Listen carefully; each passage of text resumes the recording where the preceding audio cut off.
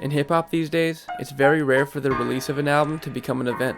Albums usually are announced about a month before their release date, have 1 or 2 singles, and then the album gets released, and it could be a major story for a week or 2, but by the very next month, people forget all about it. That's why the rollout to an album is so important. A good rollout can enhance an album's listening experience. A good rollout can have the listeners feel like they're collectively experiencing an album together, in real time. One of the albums in the past few years that really took advantage of this is Revenge of the Dreamers 3 by Dreamville. I'm not even a huge J. Cole or Dreamville fan, I just really appreciate what they did with this project. The album's rollout was so unique that it started even before the recording process. J. Cole and his Dreamville team sent out invitations to their studio sessions just a day before they were set to record. Before you knew it, there were hundreds of artists from all corners of hip-hop posting their invitations online, generating an incredible amount of hype for this project before it was even made.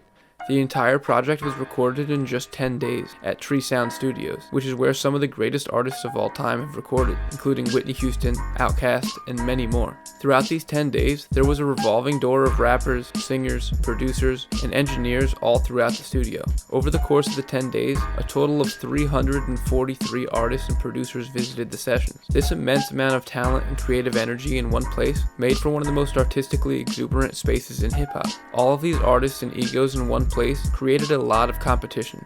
Anytime a producer would play a beat, there would immediately be 6 or 7 rappers in the room writing, trying to pen the best verse so that they could make the cut on the track. This is the atmosphere that hip-hop was built on, with battling and rapping at parties in the 70s and 80s, and quite frankly, I feel like this kind of friendly competition is largely missing from hip-hop today. Of those invited, there was a great mix of fresh young artists new to the game, along with veterans and rap legends. Just a few of the non-Dreamville artists in attendance included Big Crit, Buddy, Childish Major, Deontay Hitchcock, Kenny Beats, Ski Mask the Slump God, Tay Keith, Vince Staples, Wale, Westside Gun, Young Nudie, Ludacris, and even Chris Bosh. When these artists were posting their invitations, as a fan it was awesome to see. It was like Willy Wonka's golden ticket, and watching the list of contributors grow in real time was so exciting. It brought me back to Kanye's Life of Pablo sessions, where every artist signed that paper, so we could see who was getting involved as it was happening. And while this album might not quite reach the heights of T-Lot, it's still one of my favorite releases from the past 5 years. The album starts off with Under the Sun, which is a perfect intro.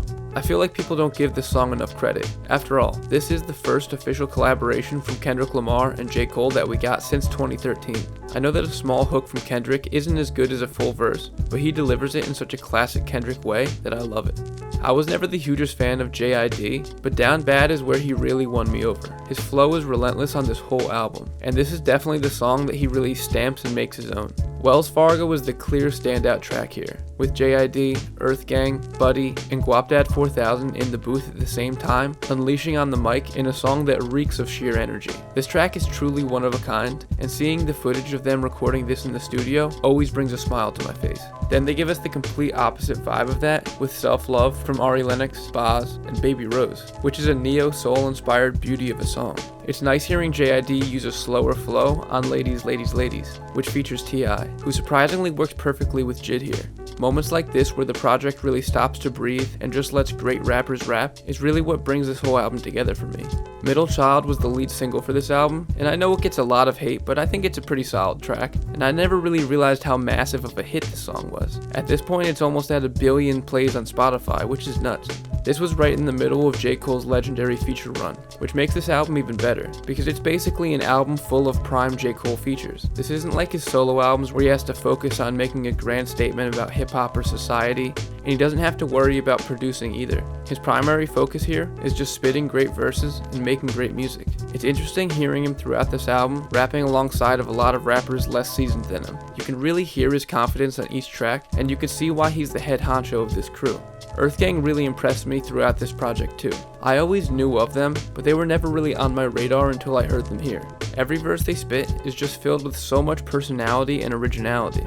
The closing track, Sacrifices, features Earth Gang, J. Cole, Saba, and Smino, and is a perfect way to finish out this album. 5 incredible artists pouring out their hearts in ways that are uniquely them.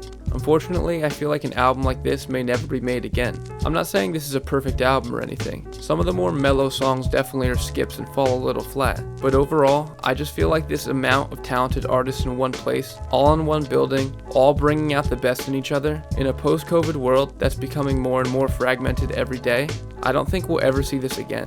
But I hope that I'm wrong. Thanks for watching, everybody. If you enjoyed the video, as always, please leave a like and subscribe to the channel. Make sure to follow me on Twitter and Instagram if you'd like. I'm always posting the songs and albums that I'm feeling at the time, so if you want more recommendations, definitely check that out. Let me know down in the comments, what do you think of this album? Thanks for watching.